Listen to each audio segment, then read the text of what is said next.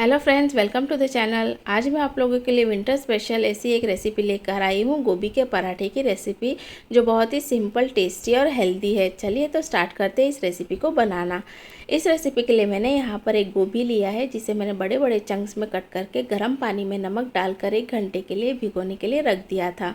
1 घंटे के बाद मैंने इसे रेगुलर वाटर से वॉश करके इसका सारा पानी निकाल लिया है और एक सूखे कपड़े के ऊपर मैंने इसे इस तरह से स्प्रेड कर दिया है। अब मैंने कपड़े के हेल्प से गोभी के ऊपर जो भी थोड़ा बहुत मॉइस्चर था उसे अच्छे से टैप करके पोंछ लिया है, क्योंकि हमें हमारा स्टफिंग थोड़ा ड्राई रखना है। अगर वेट रहेगा तो हमारे पराठे फट सकते हैं।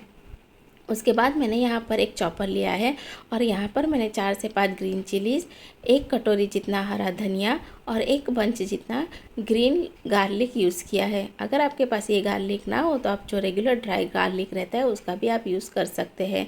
मैंने यहाँ पर 4 से 5 ग्रीन चिलीज़ ली है, क्योंकि मेरी ये चिलीज़ ज़रा भी तीखी नहीं है, एकदम जो फीकी वाली आती है वो मैंने यहाँ पर यूज़ की है। जो हल्का तीखापन है वो पराठे के अंदर हम चिली से ही देने वाले हैं, इसलिए मैंने यहाँ पर चिली का यूज़ किया है। अब मैंने यहाँ पर गैस चालू करके पैन को गर्म करने के लिए रख दिया है। पैन गर्म होने के बाद मैंने इसके अंदर 1 चम्मच जितना ऑयल ऐड किया है। मैंने यहाँ पर नॉनस्टिक पैन का यूज़ किया है, इसलिए 1 चम्मच से थोड़ा कम जितना मैंने ऑयल यूज़ किया है। अगर आपके पास रेगुलर पैन हो तो आप इससे थोड़ा ज़्यादा ऑयल यूज़ कर सकते हैं, लेकिन ज़्यादा ऑयल मत यूज़ कीजिएगा, वरना हमारा जो स्टफिंग है वो गीला हो सकता है और फिर पराठे फट भी सकते हैं।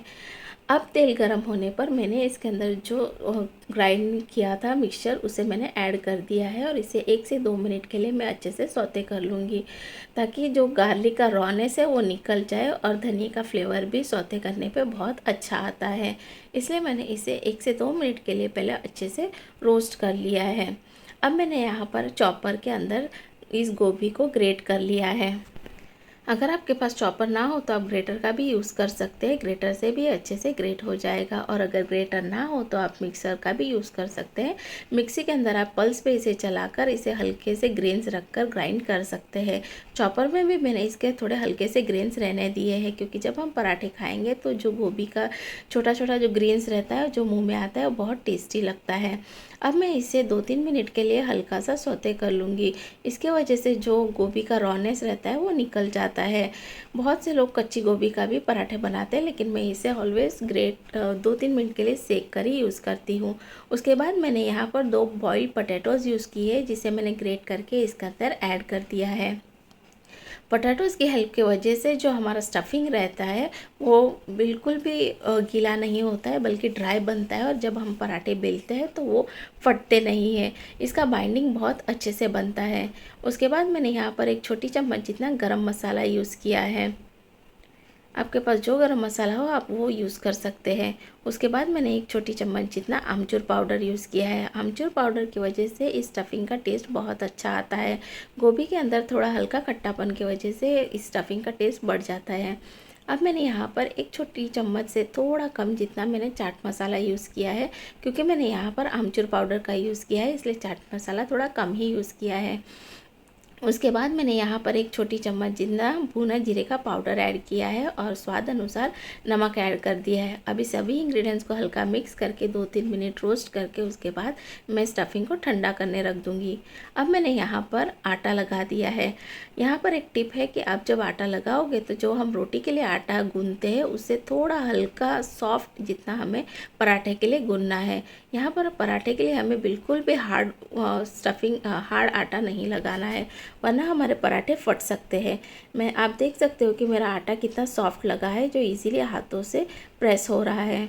अब मैंने हाथों के हेल्प से यहाँ पर पेड़ा जो लिया था उसकी मैंने इस तरह से कटोरी बनाकर उसका अच्छे से मैंने मुंह बंद कर लिया है और अब मैं इसे अच्छे से बेल लूँगी।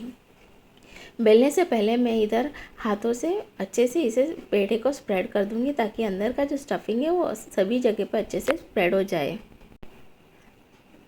फिंगर टिप के हेल्प से आप इस तरह से पेड़े को अच्छे से स्प्रेड कर लीजिएगा ताकि स्टफिंग भी अच्छे से स्प्रेड हो जाएगा। अब मैंने यहाँ पर सूखा आटा लिया डस्टिंग के लिए और बहुत ही हल्के हाथों से मैंने इस पराठे को बेला है। आप अगर प्रेशर दोगे तो पराठे फट सकते हैं, इसीलिए बिना प्रेशर दिए बहुत ही हल्के हाथों से इसे बेलना है। इसीलिए मैंने यहाँ पर जो आटा लगाया था वो रोटी से भी थोड़ा सॉफ्ट आटा लगाया था ताकि जब हम पराठे बेले तो ईजीली और फटाफट बिना प्रेशर दिए ही हमारे पराठे बन जाते हैं। अब मेरा यहाँ पर पहला पराठा बनकर रेडी है और गैस पर मेरा तवा भी गर्म हो चुका है, इसलिए मैंने पराठे को यहाँ पे सेकने रख दिया है। अब मैं एक और पराठा आपके साथ शेयर करती हूँ। मैंने यहाँ पर एक मेरी साइज़ का जितना पेड़ा ले लिया है, उसके बाद सूखे आटे में इस तरह से इसको डस्ट कर लिया है। अब फिंगर की टिप्स की हेल्प से मैंने इस तरह से पहले पेड़े को स्प्रेड करके उसकी जो साइड्स रहती है उसे पतला कर लिया है। इस तरह से करने पे कटोरी का शेप बन जाता है। जैसे हम मोदक के लिए कटोरी बनाते हैं, बस एग्जैक्टली वैसी कटोरी बनती है। अब मैंने उसके अंदर स्टफिंग भर दिया है। मैंने यहाँ पर 1 चम्मच जितना स्टफिंग यूज़ किया है। उसके बाद इस तरह से उसका हमें मुँह अच्छे से बंद कर लेना है। और आप देख सकते हो कि साइड पे मेरा पराठा भी सिक रहा है और पराठा अच्छे से फूल रहा है, यानी हमारा आटा भी अच्छा लगा है और पराठा भी अच्छा बना है। अब मैंने यहाँ पर हल्का ऑयल स्प्रेड कर दिया है। आपको जितना ऑयल चाहिए उस हिसाब से आप ऑयल लगा सकते हैं। अगर आपको घी में सेकना है तो आप घी में भी पराठे को सेक सकते हैं। मैंने यहाँ पर ऑयल का यूज़ किया है। अब मैं फिर से फिंगर टिप्स की हेल्प से मैं इस तरह से पेड़े को स्प्रेड कर लूँगी ताकि अंदर का जो स्टफिंग है वो अच्छे से सब जगह स्प्रेड हो जाए। और जब हम पराठा खाएँ तो हमें सिर्फ आटा नहीं बल्कि स्टफिंग का भी मज़ा मिलता है। अब मैं इसे सूखे आटे में डस्ट करके इस तरह से बेलन से हल्के हाथ से मैं इसे बेल लूँगी। आप देख सकते हो कि शायद आपको ये फास्ट लगे और मेरा पहला पराठा बनकर रेडी है।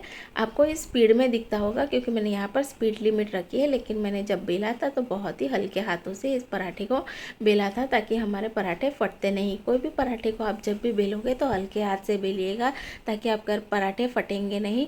और साथ ही जब आटा लगाओगे तो रोटी से भी थोड़ा सॉफ्ट आटा लगाइएगा तो आपको प्रेशर देने की ज़रूरत नहीं पड़ेगी। चलिए, तो मेरा एक और पराठा बनकर रेडी हो चुका है जिसे मैंने सेकने के लिए डाल दिया है। पराठे को मैंने मीडियम गैस की फ्लेम पे ही सेका है। हाई फ्लेम पे सेकने पे वो जल सकता है और लो फ्लेम पे सेकने की हमें इसे ज़रूरत नहीं, क्योंकि अंदर का स्टफिंग जो है वो ऑलरेडी पका हुआ है। इसी तरह से मैं बाकी के सभी पराठे बनाकर रेडी कर लूँगी, क्योंकि मुझे बहुत सारे पराठे बनाने हैं और सभी पराठों को शूट करना पॉसिबल नहीं है। चलिए, तो मेरे पराठे बनकर रेडी हो चुके हैं। आप देख सकते हो कि दिखने में कितने अच्छे दिख रहे हैं, साथ ही उतने ही टेस्टी बने थे। ये बहुत ही सॉफ्ट बने थे। आप देख सकते हो कि उंगली से तोड़ने पे इजीली टूट रहे हैं। और इसका अंदर का स्टफिंग भी आप देख सकते हो कि कितना इवनली स्प्रेड हो चुका है, सभी जगह पे ये स्प्रेड हो चुका है। यानी जब आप खाओगे तो आपको स्टफिंग का मज़ा बहुत अच्छे से मिलेगा। तो हमारे टेस्टी ऐसे यम्मी गोभी के पराठे बनकर रेडी हो चुके हैं। उम्मीद करती हूँ दोस्तों कि आपको मेरी ये रेसिपी पसंद आई होगी। अगर पसंद आए तो प्लीज़ इस वीडियो को एक लाइक कीजिएगा। मिलती हूँ नेक्स्ट वीडियो में, तब तक के लिए बाय बाय।